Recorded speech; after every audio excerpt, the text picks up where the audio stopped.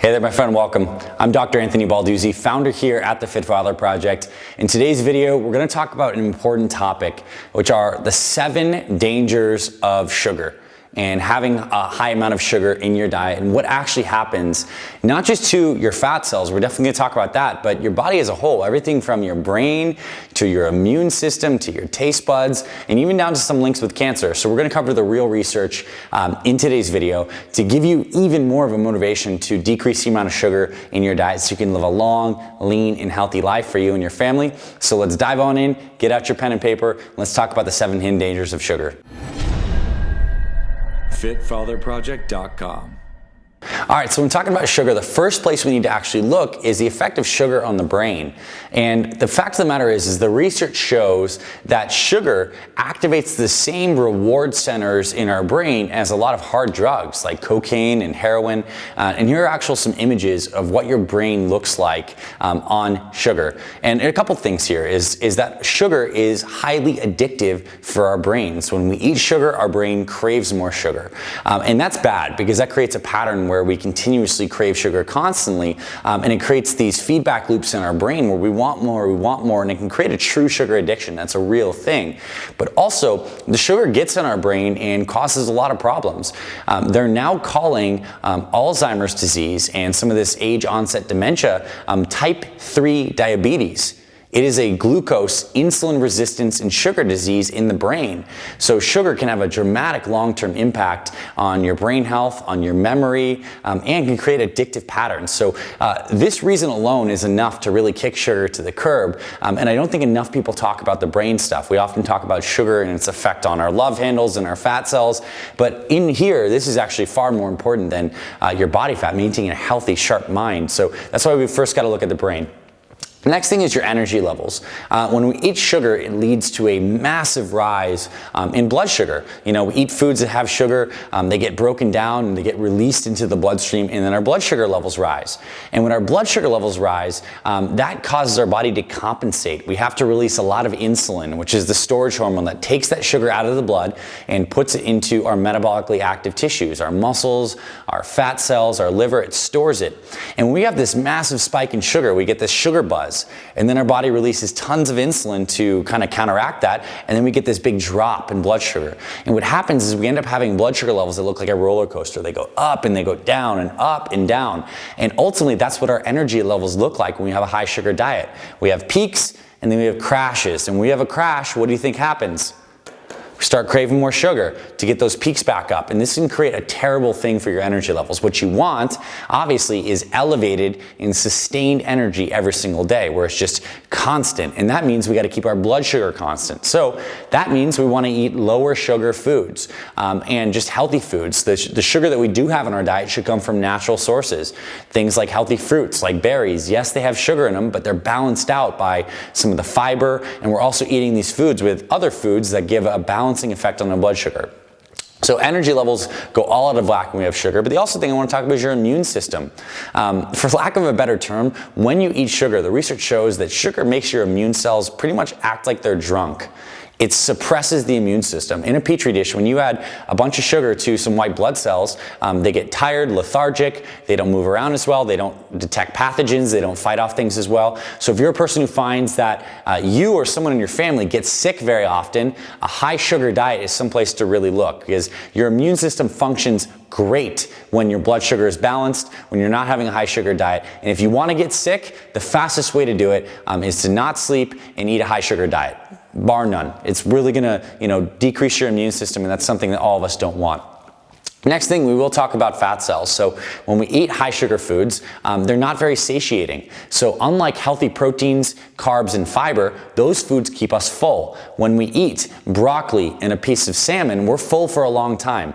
Different foods have different satiety effects on our bodies, and protein and healthy fats keeps us full the longest. Sugar, although it's very calorie dense, keeps us full the least long. That's why you can eat a whole bag of you can eat 500, 600 calories of Skittles and feel like you just ate nothing. It doesn't have a high satiety effect. So not only do we get some of these problems that we're going to continue to discuss, but it doesn't keep you full. So you end up eating more calories on top of that. And what happens is when we eat too many calories for too long, we start to store fat. So sugar can get get converted into fat. It can be stored in your fat cells. It'll cause your energy levels to swing, which will make you eat more. So it's just a big cascade of problems. And a high sugar diet is highly associated with weight gain and obesity. So that's really something from a body physical appearance standpoint to really want to cut down on your sugar intake. Now, next thing is taste buds, and this is really fascinating. The diet that you follow actually alters your taste receptors on your tongue and your actual perceived sweetness level. When we eat a high sugar diet for a long time, even if we're actually having foods that are sugar substitutes like diet soda, it still tricks our taste buds into thinking, wow, we're having tons of sugar. And over time, it's like we're playing the radio and we're blasting the radio constantly. What happens is those taste bud receptors are so used to being bombarded with sugar that they get less receptive. So the same things that used to be sweet for your tongue end up being less sweet over time. And that creates a huge problem because it creates this feedback where you have to have more sugar to get the same sweetness that you used to have, and it just cascades all these problems here. And what people find when they start to cut back and detox and get off the sugar is that there is a recalibration process that happens in your taste buds where it tastes like the healthy food that you used to think tasted like crap when you're on all the sugar. After a while and you transition back, you're like, man, this actually tastes great because your taste buds reacclimate. And we've never been in a time in human history like today where we have so much high sweetened foods with the high fructose corn syrups and just the high sugar amounts, added sugars in all of our foods where people's taste buds are so out of whack. And this is something you want to guard. You want to guard how good your taste buds function because that's really going to impact the kind of foods that taste good to you and ultimately how many calories you're going to eat and the types of foods you're going to eat.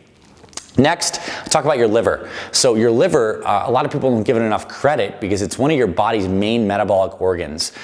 It actually helps store sugar and releases it into the bloodstream for times when we need some sugar. And the liver actually converts sugar to fat. The particular kind of sugar it converts to fat is called fructose. And fructose is naturally found in certain fruits, but we are eating more fructose than any time in history, largely from added fructose in foods, that high fructose corn syrup. We're getting way too much of this fructose in these high sugar diets. So any kind of candy or soda has tons of fructose in it. And what happens is our liver converts that fructose to fat. And what that fat does is it gets stored in the liver and creates a fatty liver, where the liver literally gets filled with fat. And it's a terrible process. And a lot of people who have diabetes or metabolic syndrome or some of these blood sugar disorders often have a comorbidity of having, fatty liver disease with it. And that's a big problem because when your liver gets fatty, it doesn't function as well. Your blood sugar levels can't be maintained as well. You can't burn as much fat.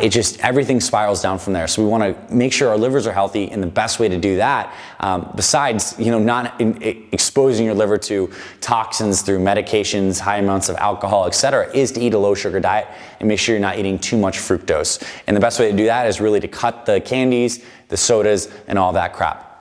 Finally, I want to drive home with something that's really near and dear to my heart is cancer. So my dad, and the reason we founded the Fit Father Project is because growing up, I watched him essentially not take care of himself. Work long hours, not eat healthy. And my dad ended up getting diagnosed with cancer and he passed away at 42. And that's why I'm so passionate about this health stuff. It's why we started the Fit Father Project. And sugar is a main culprit. What research shows is that sugar fuels tumor growth. Cancer cells are very unique in that they suck up sugar like sponges and they rely on the sugar fermentation process to grow very fast. So you get a double whammy. Not only does sugar help tumors grow, but sugar decreases your immune system, which is normally on watch to kill cancer cells before they truly develop into tumors. So not only do you have a higher likelihood of actually developing cancer, once it's developed, sugar fuels tumor growth more than anything. And in fact, there are certain cancers that doctors are treating really well by putting people on ketogenic or low carb diets. There is some really compelling research that low sugar diets can really help improve and move cancer towards decreasing tumor size, etc. So point being is that sugar has impacts from your head to your toe. Every single organ in your body is negatively impacted by a high sugar diet. Is this saying that you can never have a piece of chocolate or you can't have any fruit? Absolutely not. What I'm saying is that you really, I want to give you some compelling reasons that are all research backed to decrease the amount of sugar in your diet, particularly from the sodas, the chips, the crap kind of stuff that has all these added sugars. That's where you want to decrease in your diet. And if you're going to have sugar, make sure it comes from whole food sources. Have some fruit once in a while. Have it post-workout is a great time. If you're going to have sugar, have it after exercise, post-workout. Have some whole fruit. Kick the fruit juices, kick the smoothies, kick the sodas and the candies. That kind of stuff is truly poisoning your body. And we can have these things on occasion, but we want to make sure that it's a treat, not an everyday thing. So I hope this helped you and gave you some ideas on some of the dangers of sugar. It really is, sugar is everywhere in our diets, and it is possible to kick the sugar and get on a healthy, simple, and sustainable meal plan, even if you've been on a diet that you know has been too high in sugar for a long time. Here at the Fit Father Project, we've helped over 10,000 fathers lose over 75,000 pounds of fat with our meal plans and our workouts, and nutrition is the foundation of living a healthy life. So that's why we created our free one-day weight loss meal plan that basically shows you how to have a great day of eating. We cover exactly what to eat for breakfast, lunch, snack, and dinner every day. Foods that are filling and they taste great, but they still help you lose weight, and you don't feel restricted. So that's what we do really well here at the Fit Father Project. And that free one-day meal plan is a resource we'd love to give you. You can click the links below. If you're watching on YouTube, in the description box or on our blog, the full article associated with this video, you can get a copy of the free one-day meal plan. We'll send it straight to your email, and I'll be on camera walking you through the entire day of eating and giving you the printable meal plan so you can help kick sugar out of your diet, see the results you want with your energy, with your weight loss, with your muscle building, and just have a healthy diet that's actually sustainable. We're the Fit Father Project. This is what we do. So I hope you found this valuable. If you liked this video, hit thumbs up. Let us know that you liked it. Our team loves your feedback. And subscribe to our Fit Father Project YouTube channel. We publish new videos like this every single week on nutrition, exercise, fat loss, the best workout tutorials, how to stay motivated, all the things you need to know to stay strong and healthy for your family, because we're the Fit Father Project. This is what we do. So definitely subscribe for new video updates. Check out that free one-day meal plan, and I look forward to seeing you in that video, walking through the meal plan and helping you eat healthier and making it simple and sustainable. I'll see you on the other side, my friend.